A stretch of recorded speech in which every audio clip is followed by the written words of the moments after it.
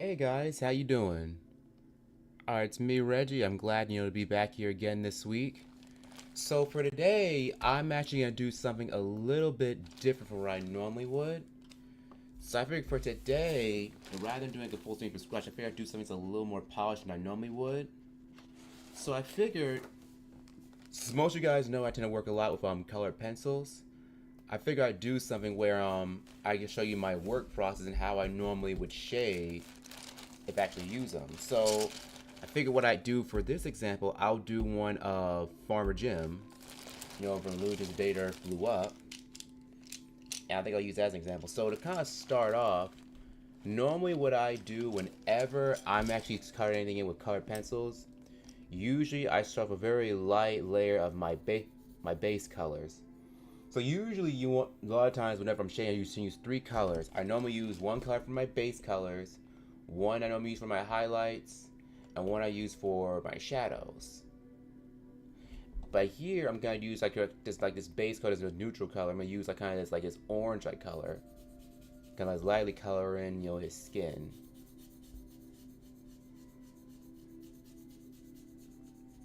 I'm just being very light. I'm not really going in just yet.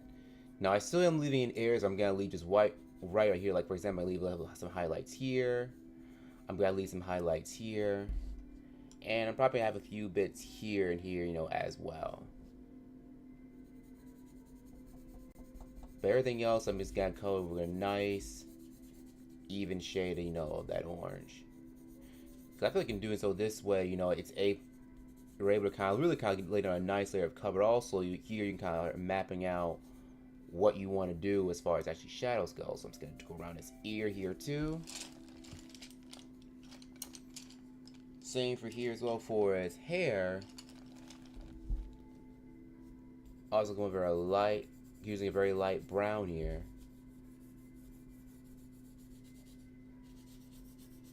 And I'm just lightly kind of going over the colors I've made.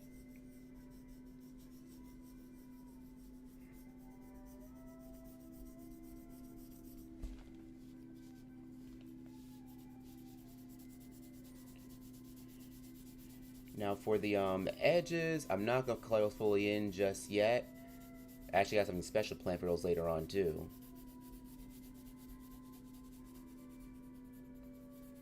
Cause you can see, he's got full mane of bushy brown hair.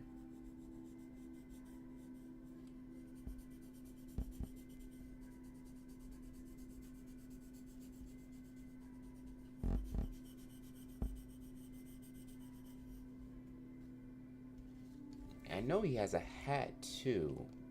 I'm trying to see if I want to go ahead and add that in if I want to. I think I will, but I think what I am going to do instead, let me see. I think I'll use this yellow orange. Since his hat in the movie is kind of like a yellow orange.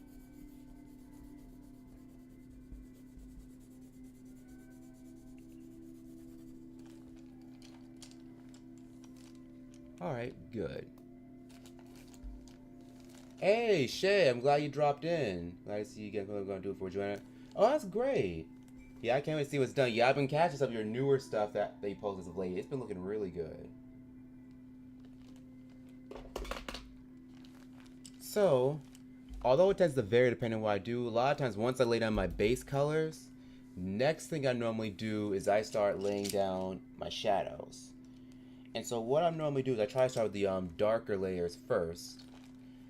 And what I usually do if I want to get really dark colors, but without diluting some color, usually rather than using say a black per se, even though I have no problem with using black, I just rather use other things like maybe either purple or blue because I feel it's create a nicer look. But what I'm gonna do is for really dark areas, I'm just gonna start going over the edges, with this blue mark. It's gonna really go in. There's that pretty dark, and I'm starting up here because I know up here, since this is the part of his hair that's actually being covered by his hat, it's gonna be more in shadow.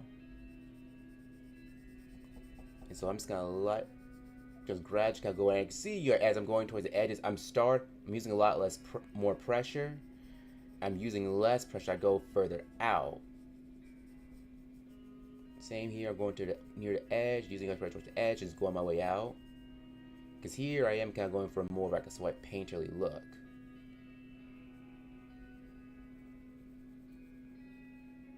And oh yeah, another thing I forgot to mention, I really should have mentioned this from the very beginning before I start shading. Anytime you shade, I know I've said this before, anytime you shade, you always want to establish where you want your light source to come from. Is it coming from the front? Is it coming from the back? Is it coming from the left? Or from the right? And for this particular case, I'm going to have it so where the light is coming from the front right. So the front of his face is actually being lit up. But the only difference is, like, you know, right here, since his hair's caused quite a shadow from his hat, it's not going to be lit up, you know, as much.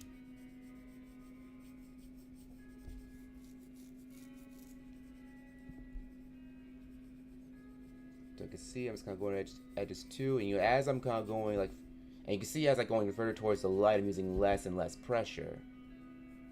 Versus when I start going further away from there, I start using more pressure.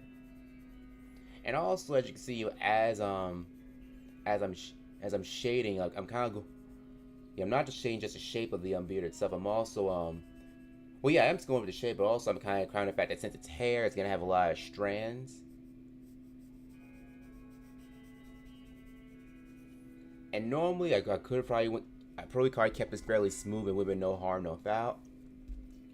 But I figure, like, since, you know, it's like fairly bushy beard, I do want to have that indication of that texture. So I'm kind of going like back and forth in a back and forth motion to kind of create the illusion of hair.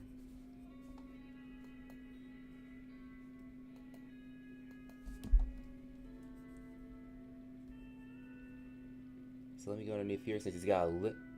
Got his bottom lip here, since his bottom lip protrudes underneath his mustache.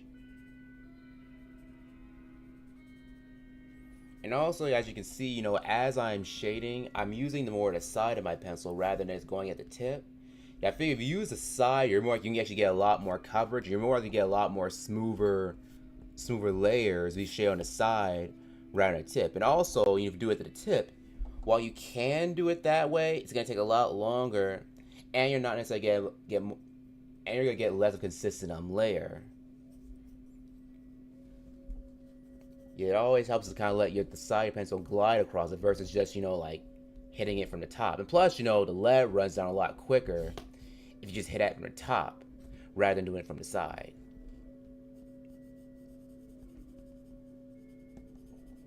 And so, of course, here I'm actually going to change the shade too. And you can see, like, since this area is further away from the light, I'm actually having more to shadow here on this side rather than on this side.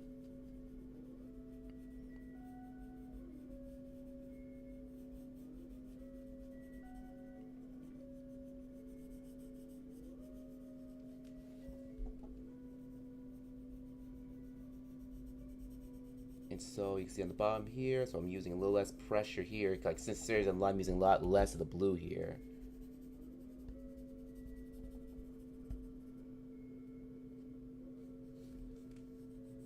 Also, almost forgot the hair up here too.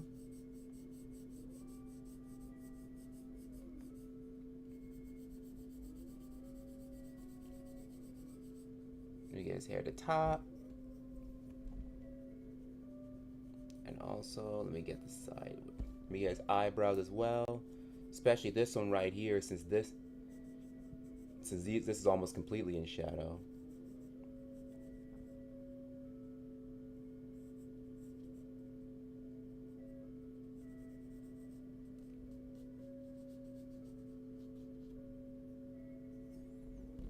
Yeah, anytime if I'm doing a lot of shading, you know, with like say like stuff that's already dark colors like brown, I always tend to use like either purple or blue rather than black.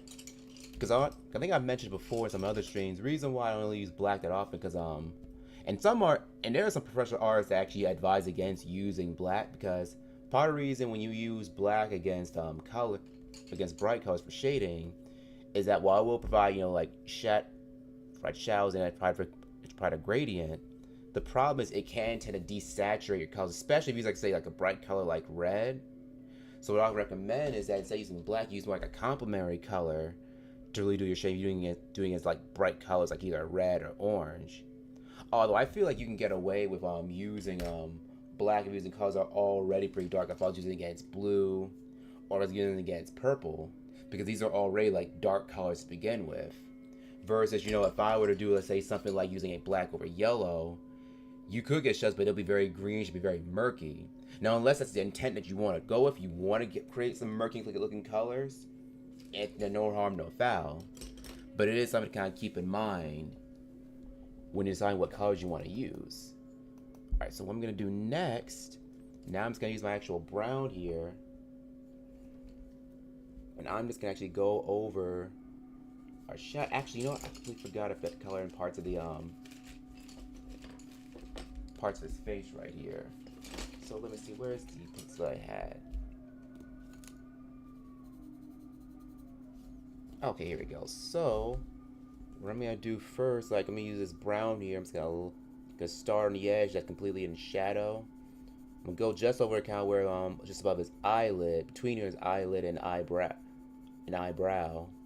Since that's completely in shadow, I'm just gonna add extra pressure since this area is gonna be put in shadow the most. Gonna come out here. I'm actually gonna shade, his eyelid here. Actually bringing that in shadow. Since it protrudes out a bit more too, this area is not gonna be as much in shadow here as in the other, because that is something to keep in mind when you're shading like three-dimensional objects, especially when faces all exist with certain planes where your light hits it, because it's hitting it at a certain angle. It's gonna appear different depending on how it changes. So like, whereas here, it's like since the light's hitting it head on, it's gonna be bright almost white. But since it's further away here in this end, it's not gonna be hit as hard.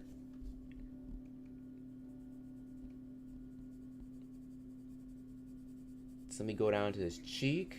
Let me bring it down. Bring it around here too. And let me just check on something for one moment. Let me see. Yeah. And one trick I've always done whenever I do shade is that a lot of times, sometimes if I'll step back from, I'm trying to squint my eyes to see, if the right have contrast, because that's something you want to make sure when you're shading. You want to see if you've actually added right amount of shading, and really have right to kind of squint your eyes and see, if it's still readable, even once you've done that. If it's not real, that means I probably need to go at it just a little bit more and go a little heavier with the shading. Shade here. Let me see. And for the top of his head here, since it's not completely shiny, I can go a little lighter here, and I'll gradually start working my way out. Then we straight the bridge of his nose here. And that's something that to really keep in mind too. When it comes to the nose, a lot of times with people's noses, they tend to kind of go down at plane before jutting straight out. Because it can be really easy a lot of times, if you're shading your nose, just see all just one long plane, just one flat plane. And it's not really like that. A lot of times our nose, it comes at an angle as a slight indent before coming out. So it is something to really keep in mind when you're shading, like, say, noses. So you can see it comes out here. And the farmer Jim, it kind of pinches a bit here too, before it comes back out here. And also comes out another pinch, because some people have very hooked noses. Some have very long noses, some have very short noses. And also you have to count the fact that your nose, there's another plane where it comes down, going around towards the bottom, because you want to try to get in where the nostrils are.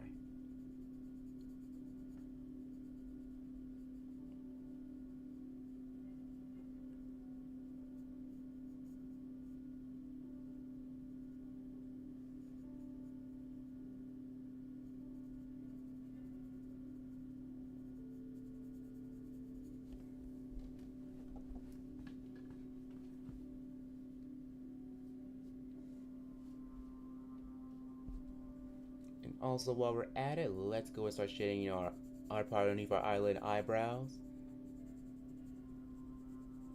And here you can see some closer towards the light. I'm not going in, as hard as I am on this side.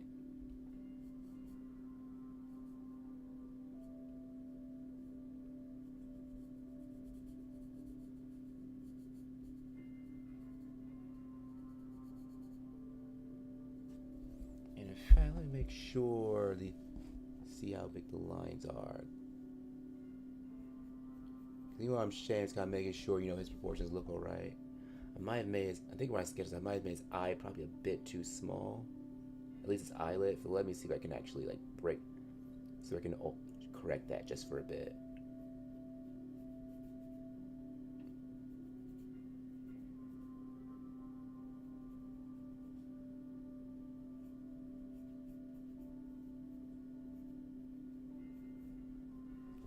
In fact, let me erase some of these marks too. That's the beauty of using colored pencil. Depending on how much marks you made, it always helps to really kind of start off fairly light, so that way if it needs to be adjusted, it's easier to do it once you haven't put down all that much just yet as far as pencils go. Because of course you also know that even though you can erase colored pencils, you can only do so much. Like say for example, I make a mark here. Let's say I make a mark here on his hat here. You know, I try, you know, erasing it. And you can see with this particular digital pencil, it is coming off, but it's not coming off, you know, say completely. Which is why, you know, a lot of times, you know, when I sketch, especially cut pencils too, I always have to start with a light layer too. Like say if I'm using a light layer like this, you know, now when I try erasing, you can see it erases a lot easier because, you know, it's less, you know, like pencil pigment on the paper. And to be fair, there are like erasable like colored pencils out there, because I know Crayola, they have like erasable colored pencils, and I think I've used those a few times. I think those are good, you know, if you're doing like say for sketching. The only issue I tend to have with those type of colored pencils, at least the ones that I've used, is that they tend to have a lot less pigment and they're not as vibrant as say like regular colored pencils. Mainly like since which I kind of don't understand, like since their main purpose, you know, to use so you can color things down and erase them if need be. Let me get his bottom eyelid here.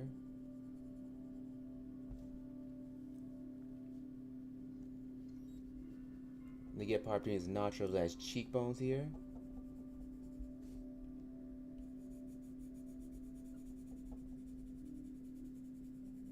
His cheek, I'm gonna come on out, and you can see I'm just kind of really like lightly just kind of laying down, keeping everything fairly light so far. I really haven't, you can see even with some of our darker reds, I haven't really gotten like fully dark just yet, because that's the other thing is that, you know, I'm working, you know, in layers, and you know working in layers, you know, like helps a great deal because of course, you know, like I mentioned earlier, like so makes it easier to correct things early on, but also you may get a lot more of a smoother like consistency like early on. Versus if I just went completely dark and went as hard as I could, I could fix it, yes, but being, you know, that heavy-handed, you know, that can get rid of the problems down the line. Because it's hard to correct things because you already got so much like pigment on there. So let me just go hard in with the brown here. Looking back, I probably should use more. Probably should use some blue here, but that's all right. We can fix that later. And all right, so I think now we can actually move on to, you know, his hair too. So now I'm going to try to go over our blue marks here with this brown here. And if you look, you can see, you know, now once I start adding the this brown over this blue, you can see the blue doesn't really stick out as much. It has a nice, like, natural looking shade like for this brown.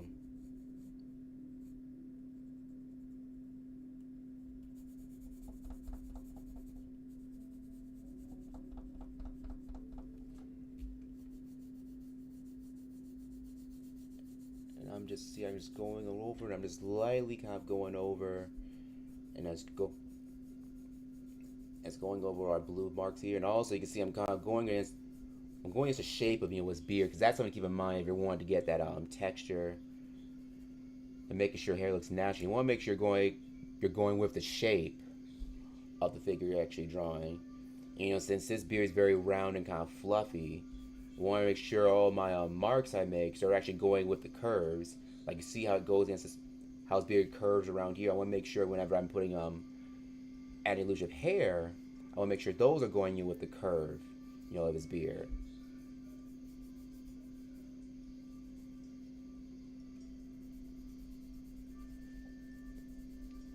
So let me go on the bottom. Bottom is his cheeks here. And I'm gonna have it kind of feather just a little bit here too. Of course, you know, running the beard when it jets out, it kind of comes out before it kind of curls around towards the bottom.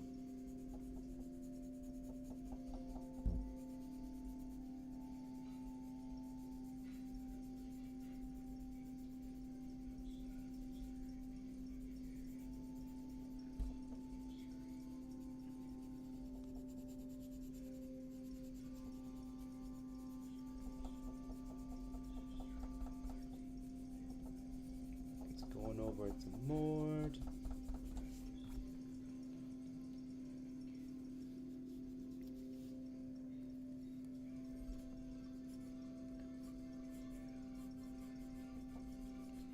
Yeah, you can see as I'm going over here, I'm kind of making it a little bit more scruffy because he has a pretty big, you know, scruffy beard. And just by the way, the pencils I'm using are student grade like Faber-Castell pencils. I found this at a local art store here. I think it was Sam Flax. Yeah, I tend to go to this art store like every now and then. Not all the time. But one, it's a little out of the way from where I live, and also it's a pretty busy street too. Because I know where I have to. Because anytime I have to drive, I have to deal with a lot of traffic that's out in the area. Because not far from IKEA that's out where it is. So you have people going there, kind of going to that area all the time. So getting in can be a hassle. You know, getting out can be just a hassle too. Because of course, once I pull back on the street can already be packed, you know, with cars already. And then of course it closes. I think it closes usually on 7 on weekdays. I think it closed at 6 on weekends.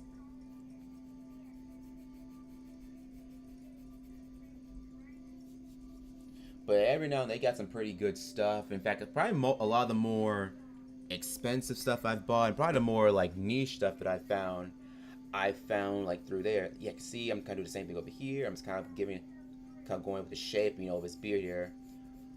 A lot of more niche stuff I found through there, because I remember when I first got into alcohol-based markers, and when I tried Copics, that was the first place where I actually bought some, because they were one of the few places where, at least at the time, at least the my recollection, you could actually get them in open stock.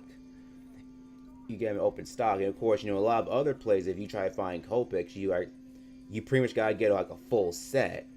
You pretty much gotta get a full set of markers. Versus, you know, here they have the actual where you can actually get them like in an open stock, where you can actually pick and choose like what colors you wanted. And luckily, it was also a place, you know, where I could find like other brands where they had like chart packs. I found were pretty good. That chart packs, I think they have Posca markers now, which I'm surprised. You know, Posca probably like one of those brands I'm surprised like really took off. Because apparently it's been around for almost like 20 years, but it's been like in the last I think in the last like probably like 5-10 years they've really taken off. Where almost like every like not only art stores are carrying now, but even like regular like grocery stores and department stores, they've started carrying them now too. And even that, I think Sharpie paint markers, they've taken off as well. Yeah, and I haven't really used that much, mainly because for me, like I haven't really used let me get his curl of hair right here. I don't really use paint markers all that much, mainly because I've gotten so used to because I use regular like alcohol-based markers.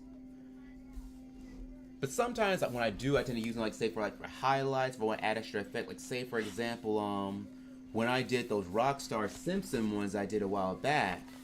Like say for example, this one I did at Krusty. When I did I used 2 of them like Sharpie paint markers. I used some black ones for the background, and after that I used white, you know, like for the to go around the outline of Krusty. So I use it in that variety.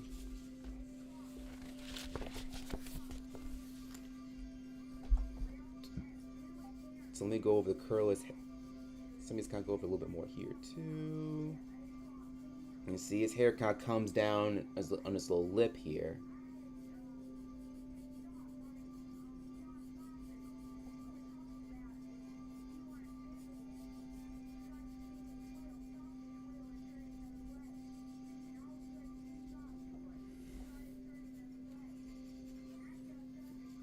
And also, while I'm at it, I forgot to do that. Let me just kind of get underneath his neck here. And then get underneath his neck here. Let's also kind of like go around his little hat.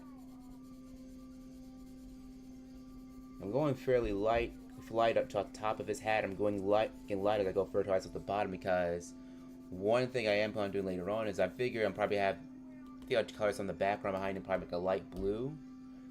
And what I'm gonna do here, I'll probably have to put part of his hat blue that's kind of like a backlighting, because that's another thing you want to consider whenever you're shading, because like you have your highlights, you have your midtones, you have your shadows, and then you have your backlighting.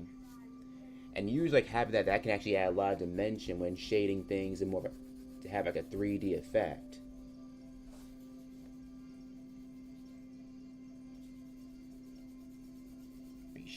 Shadows here.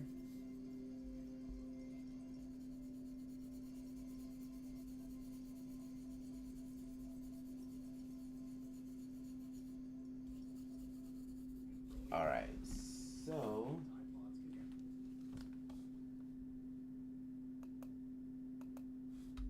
I'll only move this up so you can see a little better. Okay, good. I didn't realize my camera was off focus for a moment.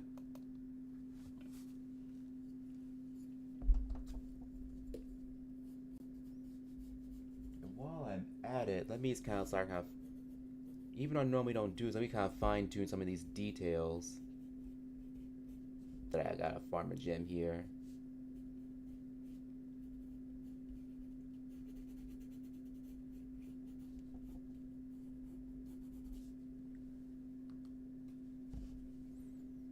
Because as I'm actually like shading, like even though I already got kind of my portions very early on from this light sketch, I still want to kind of like, sometimes if I need to, I'll still actually kind of like try to fine tune proportions whenever it calls for it.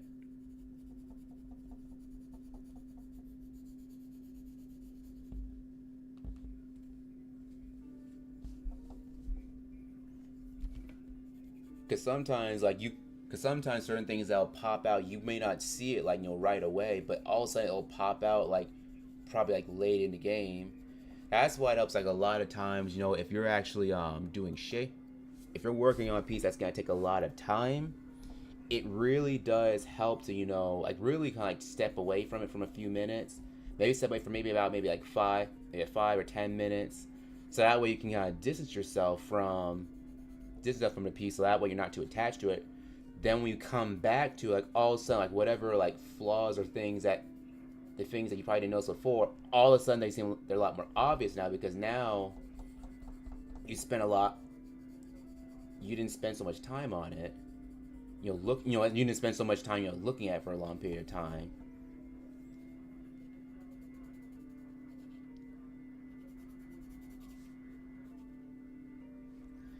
And doing this approach is kind of what made because there've been a few instances where I've actually gone back and actually redid like older works that I've done years ago. And while they're challenging, and sometimes they can be challenging, other times they can be fairly easy, because like a lot of times when I look at some older work, I'll immediately see things that I see things I could have fixed like right away, like right then and there.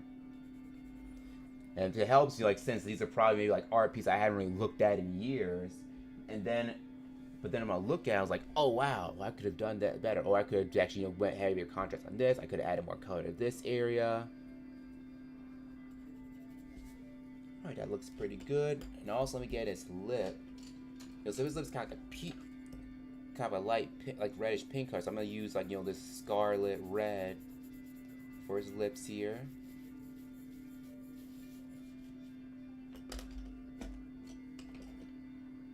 Do that. Let me go over his hat. With this light orange. Let me just go a little deep. slightly deeper orange.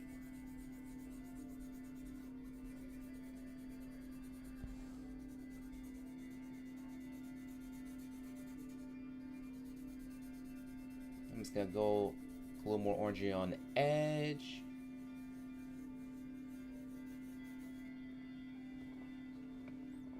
And also while I'm at it, let me actually set some of the orange down here too, where I got my brown.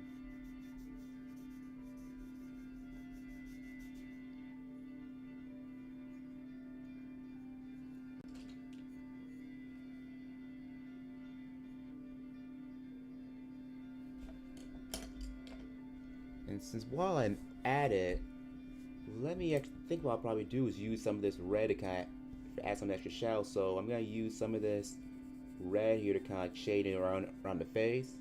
Mainly since the cheeks and kind of right on your nose, since usually since a lot of blood tends to rush to like these areas on the face, a lot of times these will tend to appear the most rosy, and appeal this red on the face area here. So sometimes whenever I shade, sometimes you may want to use a little bit of red, but not too much because they'll look like they're either angry or they're blushing. So if ever you use red, it always helps to use like a nice healthy amount, but but not too much.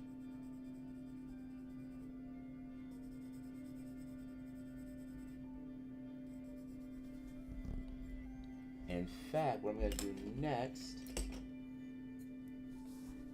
Yeah, see now that I've pretty much kind of like mapped out, like my highlights, midtones and shadows. I left the rest for my backlight. I'm actually gonna get to that in a little while.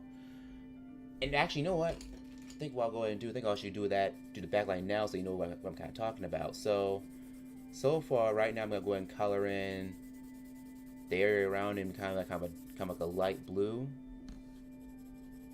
Just something kind of like just a simple, like very light, bright color.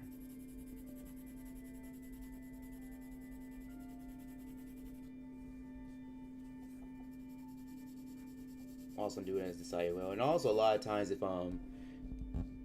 especially if I'm drawing a scene where if the character is kind of wearing white, or if it has a lot of brightness, or it's usually a lot of bright colors, I usually have to go around in kind of like a darker colors to really kind of make them pop against the page a bit, because I know a lot of my older pictures I used to kind of, if I would draw single characters, sometimes I would just kind of leave, not really do a background. I would just kind of leave like the old paper white. But I feel like sometimes it can be a little boring sometimes, so that's why like I'll just probably use like maybe a light color, just to really kind of make them pop against the background. In fact, let me kind of raise up here because I want to make sure I have the top of his hat. And so what I am gonna do here is actually just kind of lightly kind of go over the side of his hat where I use a little bit of that blue to go over that brown that we laid down earlier. I'm also gonna do the same here for the bottom of his beard too. For backlight, it's really that reflective light from the light that's around them.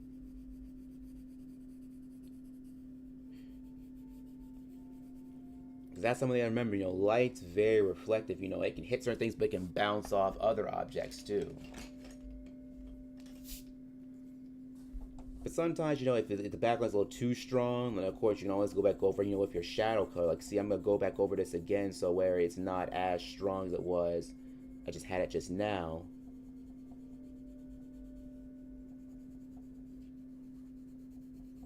Because unless you intend you don't want your backlight to be too bright. Because then at that point, now you have dual light. Now you have lights come from two sources. And while there's nothing wrong with having dual light source, like it may or may not be what you want to do.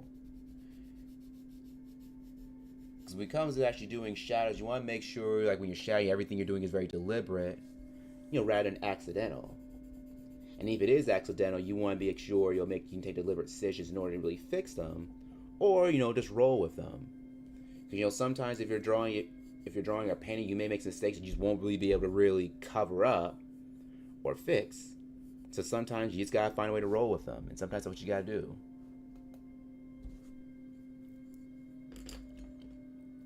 Alright, I think that's looking pretty good. So now that I've pretty much kind of like lightly kind of gone, I've mapped everything out from our shadows to our midtones to our highlights. the back line. Now let's kind of start going over it more, which is just some darker layers. So I figure what I'm gonna go ahead and do now, I'm gonna use our orange again to kind of start going over our midtones again. Now I'm gonna start deepening like some of these shadows. And right now you can see I'm going in with a little more extra pressure on the orange.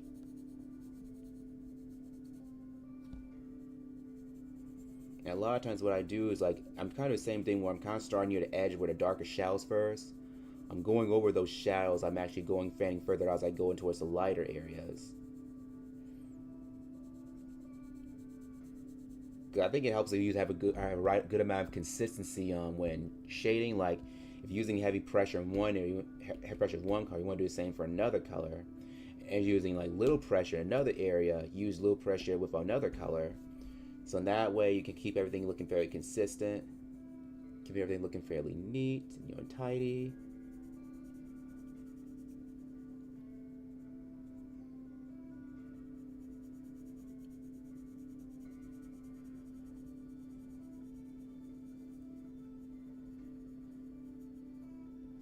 And in fact, let me go back over that again. I forgot his cheek kind of bunches up in that little area.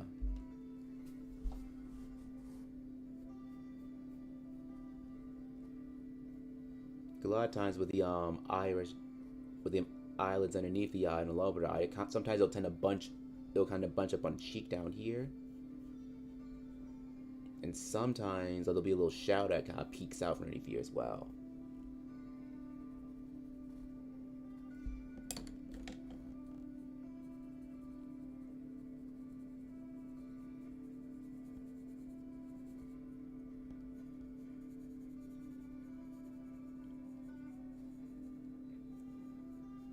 You can see, as I'm going toward the center, I'm getting less pressure, so now I have a little bit of a highlight here, but it's actually but here it's more of a duller highlight because since it's further away from the light here, this one highlight here is not going to be as strong as say this highlight here.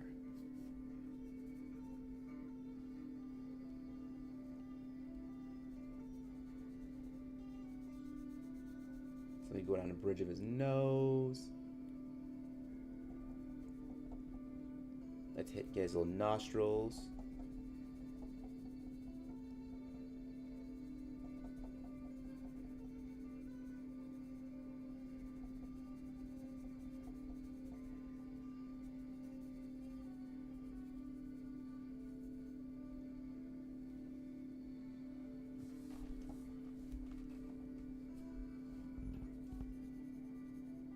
So let's go further out.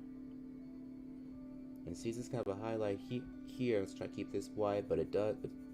But the light, since it's an angle, it is a little bit of a shadow here. And that's the thing when it comes to doing more like portrait-like shading. Is like one thing you'll find out since the face has so many muscles, but since it has so many like shapes of muscle, has shapes of changes on planes of the face, and since the light's gonna like reflect and bounce off those edges, you'll find out because where you have more like stark shadows, you have a lot more subtler shadows too.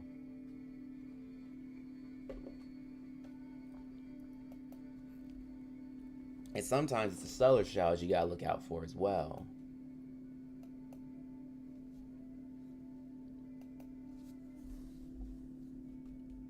So let me just kind of go over a shadow here on those eyelids.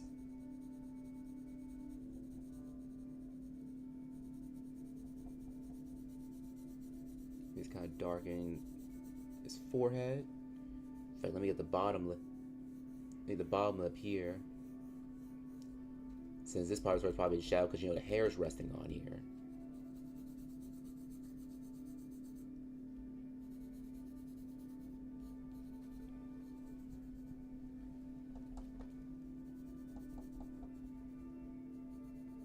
Let me shade the eyelid towards the center.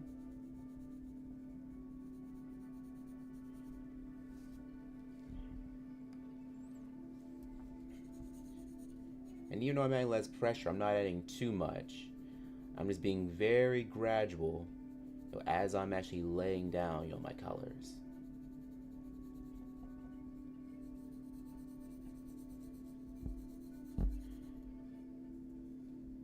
And thing is, I'll admit I may or may not have time to finish this for today.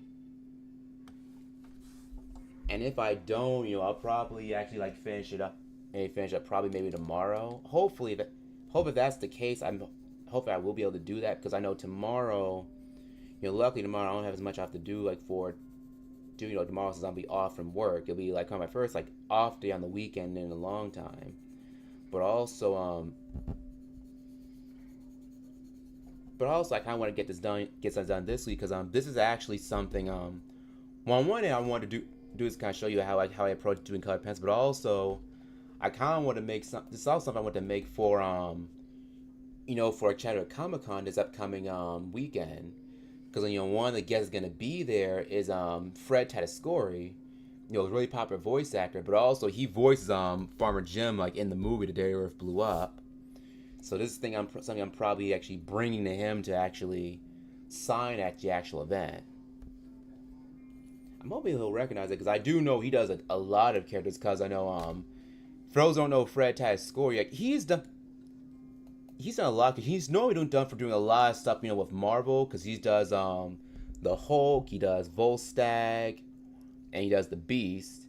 And for DC stuff, he does like Bang, Solomon Grundy. But I know, like for me, I recognize him more for stuff he does with Looney Tunes because he does like Yosemite Sam, he does Taz. And I know in Day from Do Up, he did Farmer Jim. He also did the scientist character. I think that appeared in that movie too. And so he's been doing a good bit of voice work for a long amount of time. Yeah, in fact, there's going to be a few other voice actors going to be there too. Marlisa Marsh, who's the main one I'm going to see. He's definitely going to be there. So that drawing that I did Pinky and Brain up actually about a few months ago. That's one of the main ones I'm planning on actually like bringing out to show. Let me add a little orange. I think I have to color this whole area in orange. And also let me get his neck.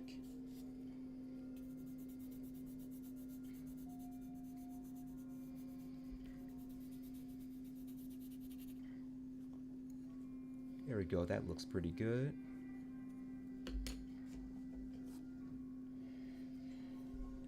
And also, I think what I'm going to do is this hat's kind of a yellowish hat. Let me think I'll go with... I know probably should have did this early on, but I forgot to do so. But I'm just going to put it down as yellow since this hat's kind of a yellowish color.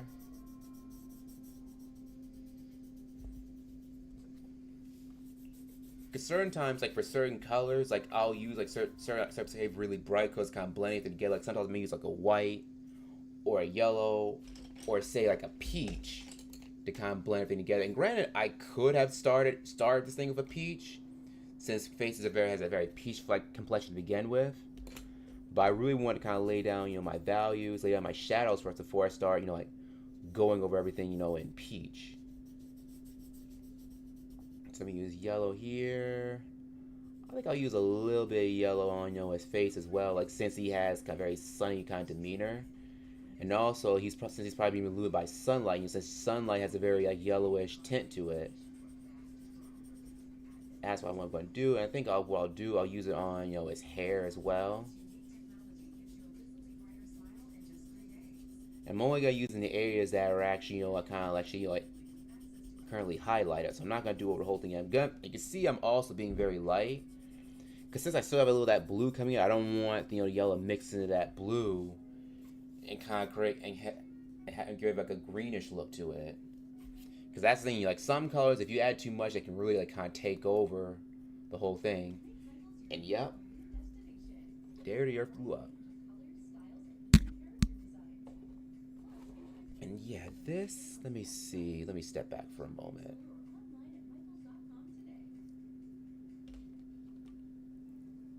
Yeah, because I really am liking how well this is turning out, so I think I will do next. I think I have a lighter brown here that I can use.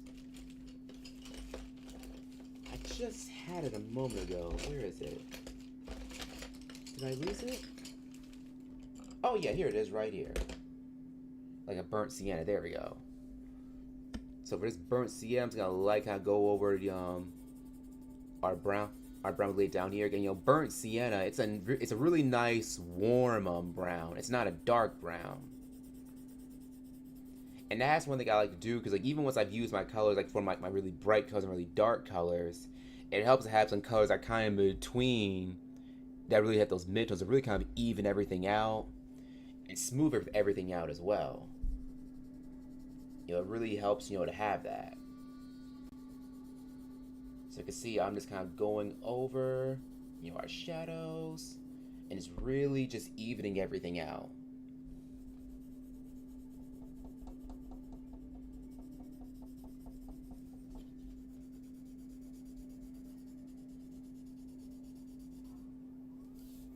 I think let me go over his hair while I'm at it.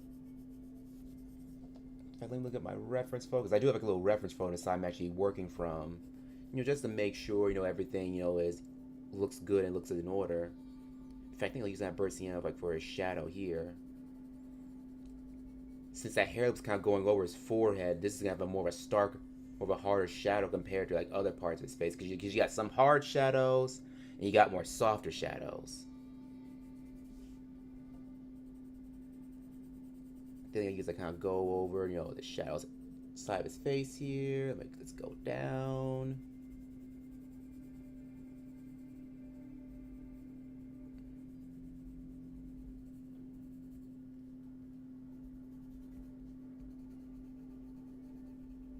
Let me just kind of go over our cheeky shadows here.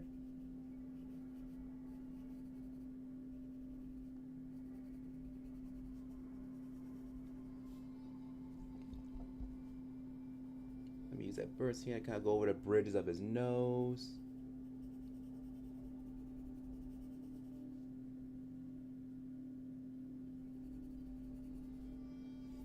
Let me go a little deeper right here. Like since just kind of pointing away, this is probably a little bit darker up here than it is on the bottom. In fact, let me use the eraser to kind of brighten this back up a bit.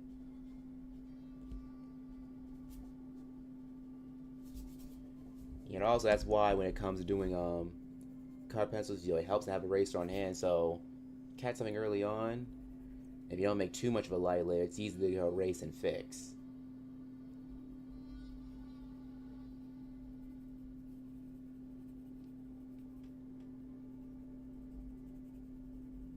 We go around this part of his little nostril part here.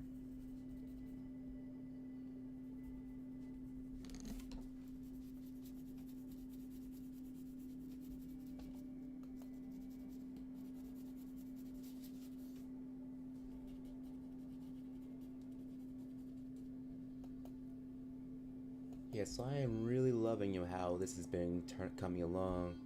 Yeah, I probably will. Yeah, since I do have a lot to do like later in the day, I probably will cut off probably in the next maybe like 10, probably 12 minutes. So I think right now I'm already reached 48 minutes already. Because I know after this, I have to run a couple of errands, and then on top of that, I have to head to work later on this evening. That's why I was mentioning like earlier that if I'm not able to finish today, I'll probably finish this up tomorrow. Yeah, and hopefully that'll be the case. And I'll be able to do like a double stream, which I haven't done those in a while.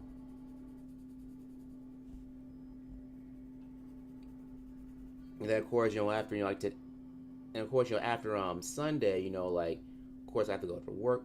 I have to work like late for the week. And then for the trip to Chattanooga for the Comic-Con thing, I think I'll be leaving that day before on a Friday, which is actually on my birthday. So I'll actually be leaving for vacation on my birthday. I'll be leaving for that on that Friday because the convention itself is going to be on a Saturday. It's going to be on a Saturday. It's going to be on the Sunday as well. And last year I think when I went, I only went like for that Saturday because I only went and got a ticket for that Saturday. But this time I get the Lone Ranger ticket that they have. And the Lone Ranger ticket, I think that's like where they give you a badge where you can go like for both days. And so I figured like, well, I might as well do it this time around. And so yeah, I'm really like kind of looking forward to that. And sorry if I'm not as chatty now because I know now that I've pretty much like mapped out all the shadows that I want. Now that everything's mapped out, it's easier to kind of go over kind of go over like go over like the shadows that you made and actually start refining them. Cause for me, cause I think for me, like sometimes the hardest part is always in the beginning, because of course like you're still planning out where everything's gonna be. You're still planning out what kind of colors you want. You're still planning what shadows you want to use. And once you do that, like once you lay everything out, it gets easier to kind of start fine tuning everything and deciding like where everything's gonna go, or just building on top of what you've already like established.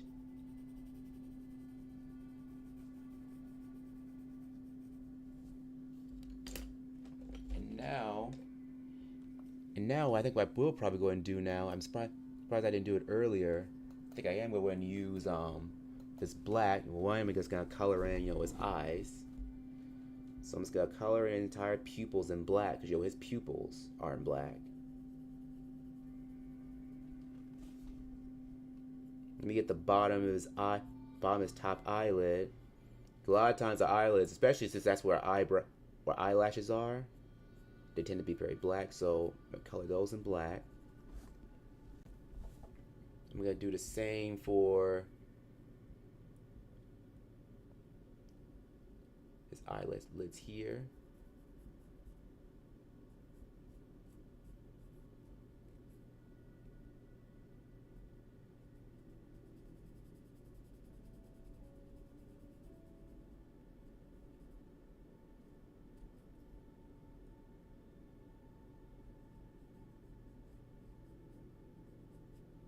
Kind of goes up.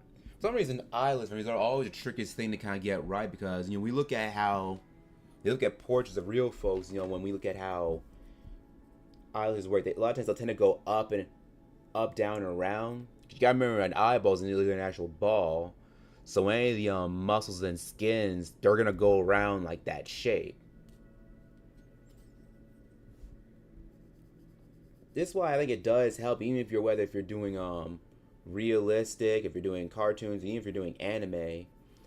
A lot of times it does help a good deal, to study like from real life. I figure like once you kind of, especially when it comes to anatomy, because once you know what real anatomy is supposed to look like, you have a better idea on what to do when you approach drawing a more like stylized, more cartoony characters. Because at least at that point, especially if you're drawing a cartoon, you're basically kind of simplifying, what you've done here. And you see, I am using a little bit of black here. So I'm mainly using it for black, and really just for like fine tuning like some details. But you can see I'm not really using like all that much, and that's the intention. I really don't want to use too much.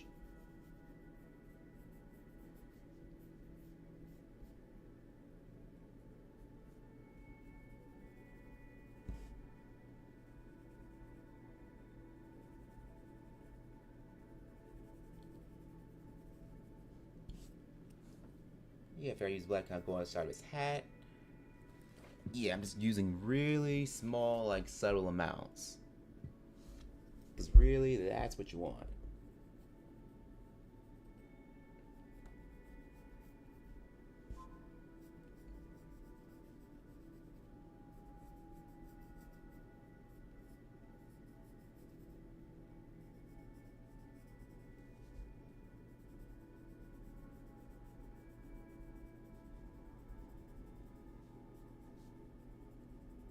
Let me just kind of go over some of the hair here.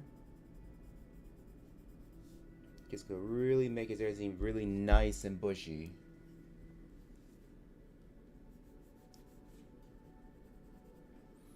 And I'll admit, I am using kind of a large sheet of paper here, so it's gonna be a pain trying to scan this in, because a lot of times when it comes to anytime if I have to scan my large shapes, because I think this is like 14 by 11, it can be kind of challenging. I think my scanner, it doesn't do like pages this big. I think mine is, I think it's 9 by 12.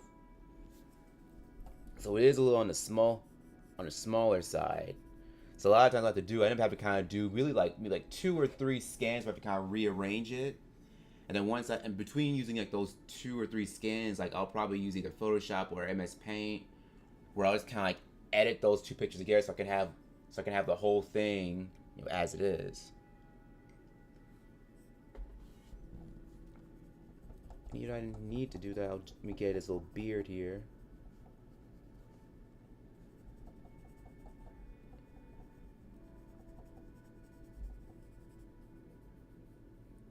I don't need, even though I don't need to. I'm just gonna go underneath here where his neck is.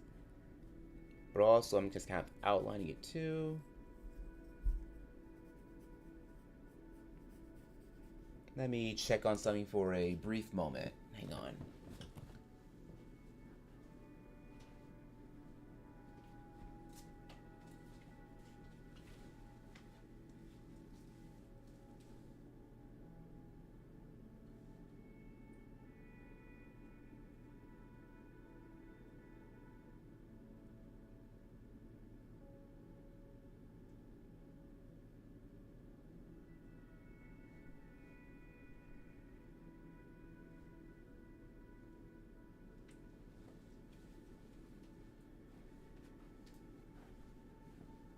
Alright, I'm back.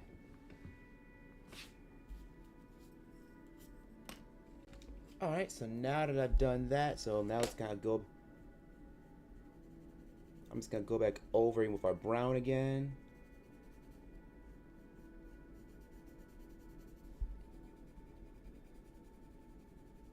Let's go over another layer, just kind of start getting the texture of our bushy hair, our bushy mane.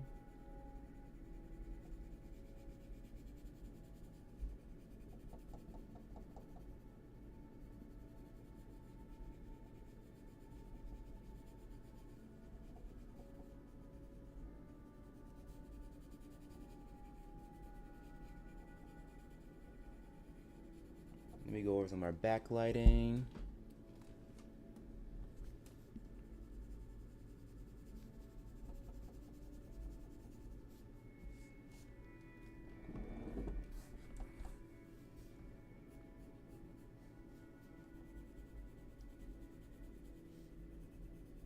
Let's see, I'm just going some more extra brown. I'm just kind of adding a nice, good layer, just kind of darken the areas I've already laid down. And also just blending everything out.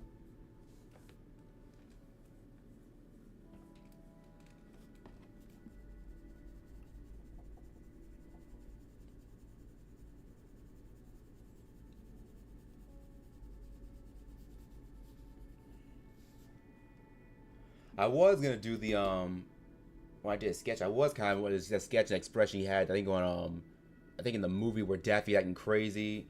I think he said, I think what did he say? That is one loony duck or something like that. I was gonna do that because that's honestly more of a funny, more iconic expression for him. But I figured this one, since he's more having more of a serene, mystical like character, I figured I might go with this particular pose from him.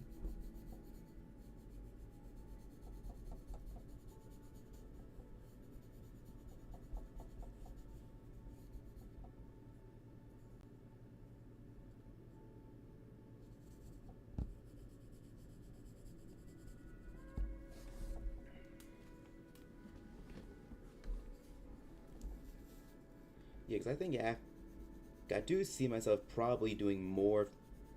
Probably doing more if I'm not able to actually screen tomorrow. I'm definitely gonna probably do more probably later in the day. If I get a chance. And also it's kind of a fun exercise. You know, it's been a while. You know, since I've had a chance to really do a lot of like completely like colored pencil stuff like this. And I'm trying to get back and doing a lot more, especially since I realize I still have a lot of like other like colored pencil like kits I have sitting in my closet. You know, the thing about me, I tend to have a bad habit of like kind of like buying like different types of like art supplies when I have a whole bunch already that I haven't really used. In fact, I think I got different brands too because I got like Prismacolors, I got Faber Castells, of course I got good old Crayola, I got that. But I've had more expensive ones like Karen Dash, which I really need to use those. Like since I had to kind of spend quite a good bit of money for those, I need to definitely use those. Got that. Of course, I got a lot of different like watercolor pencils,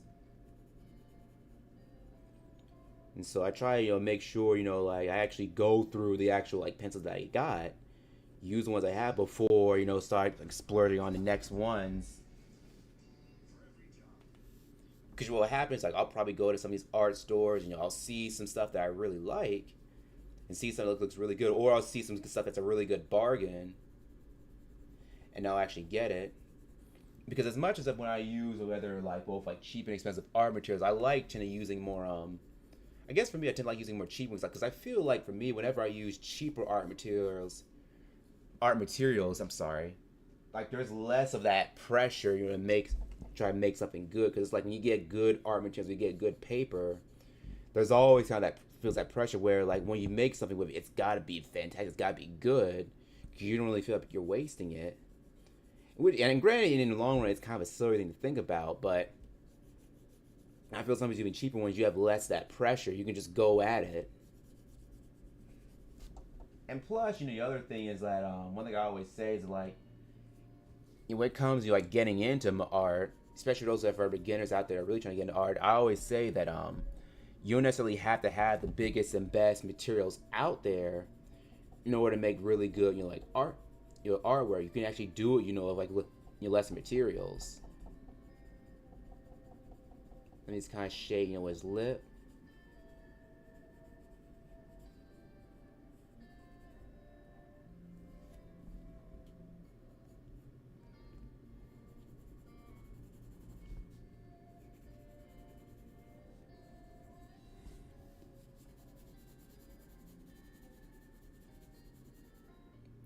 Alright, so I think I'm gonna have to cut it off here. Alright, so this is pretty much all what I've done for a day, you know, for a Farmer Jim. So I'm probably gonna do more work on this later on today. So if I'm not able to do more work later on this today, I'm gonna try and see if I can do another stream tomorrow morning around the same time, if not a little earlier or later. But I'll keep you guys like updated on what I'm actually gonna do for tomorrow, if I do anything at all. Yeah, but I appreciate all you guys that dropped in for today's stream. I know this was a little bit different from what I normally do, but every now and then I like to try to switch things up and actually do things that are different. Alright, but until then, guys, I hope to see you all again around next time. Have a great, wonderful day.